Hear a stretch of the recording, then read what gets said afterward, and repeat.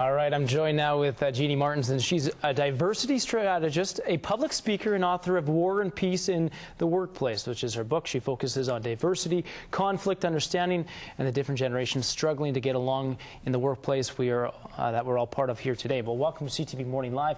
Tell us a little bit about this book.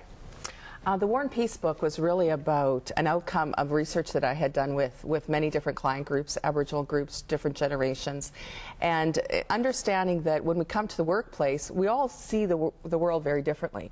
Even when you think of, if you have lots of siblings, you don't always get along with your siblings, and yet you have DNA in common and relationships in common, history in common. How much more difficult it is to get along with people we work with that we have nothing in common.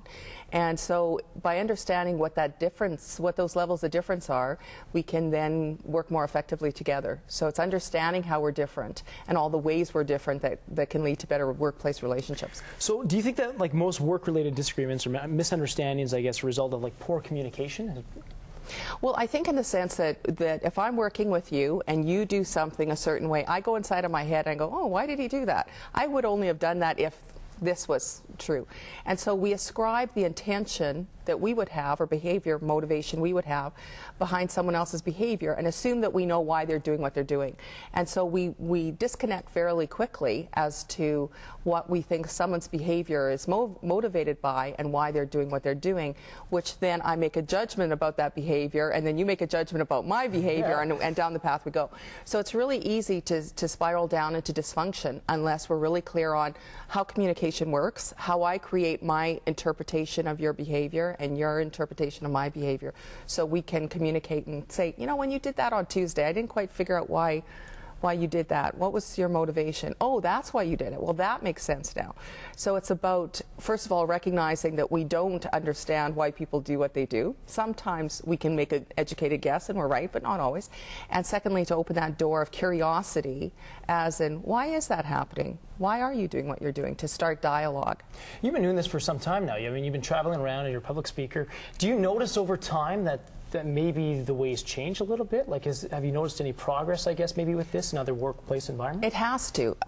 There was a time in history where the employer was the one in charge.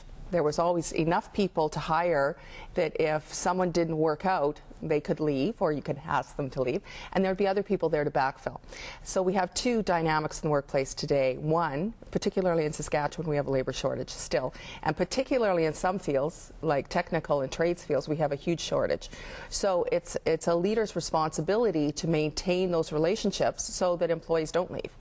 So in the context of that workplace communication, we need to understand each other better, both as colleagues and leaders, to make sure that we keep the workplace together. Where in previous times, that if there was conflict in the workplace and people left, so what? We'll find someone else. But now we can't afford to let that employee leave, especially if they have a lot of corporate knowledge, and especially if they have skill sets we can't easily replace. So we need to work on those relationships more than ever before. So this is very important right now, isn't yes. it? Okay. All right, well, Jeanne Martinson will be back later in the show. She's going to talk a little bit more about her book, War and Peace in the Workplace, and also how you can improve your relationships at work. Stay with us.